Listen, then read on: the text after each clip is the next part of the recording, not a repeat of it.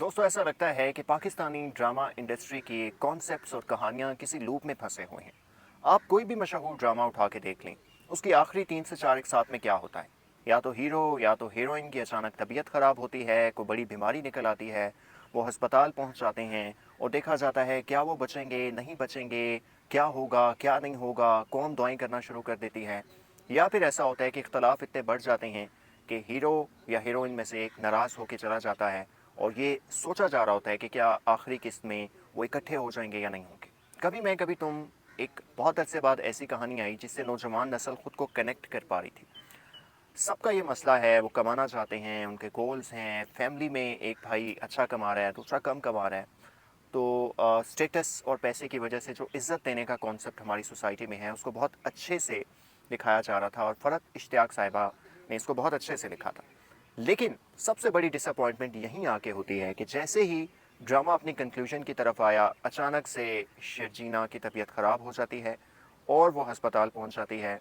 और ऐसा शख्स मुस्तफ़ा, जिसने through out the tenure of 30 episodes बहुत कुछ फेस किया, बहुत सी हार्डशिप्स फेस की, अपनी सेल्फ रिस्पेक्ट को कुर्बान होते हुए देखा, फैमिली में, ससुराल में, सोसाइटी में।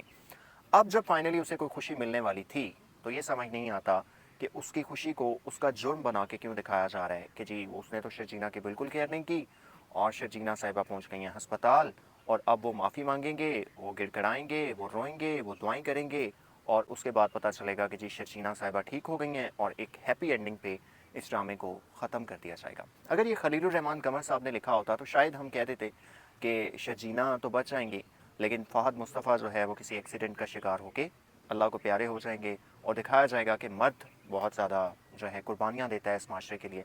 अब चूँकि ये एक फ़ीमेल राइटर ने लिखा है, तो फीमेल राइटर्स जनरली कोशिश करती हैं कि एक हैप्पी एंडिंग पे उस किसी चीज़ को ख़त्म किया जाए।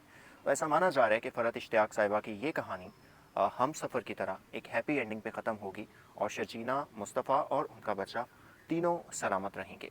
लेकिन बहरहाल हमारे यहाँ इस कॉन्सेप्ट को बदलना चाहिए, कहानियों के अंदाज को बदलना चाहिए और आखिरी 3-4 एक साथ में ये अननेसेसरी किस्म का ड्रामेटिक टर्न जो हर ड्रामे में, हर मशहूर ड्रामे में आ जाता है, इसको रिप्लेस करना चाहिए किसी मॉडर्न कॉन्सेप्ट के ऊपर। वो मॉडर्न कॉन्सेप्ट क्या हो सकता है, इस हवाले से आप भी हमें आगाह कीजिए और इंशाल्लाह कभी मैं कभी तुम की आखिरी किस्त में क्या हो सकता है और क्या होना चाहिए था, इस हवाले से हम भी जल्द अपनी आरा का इज़हार करेंगे। अपना ख्याल रखिएगा। अल्लाह हाफिज़।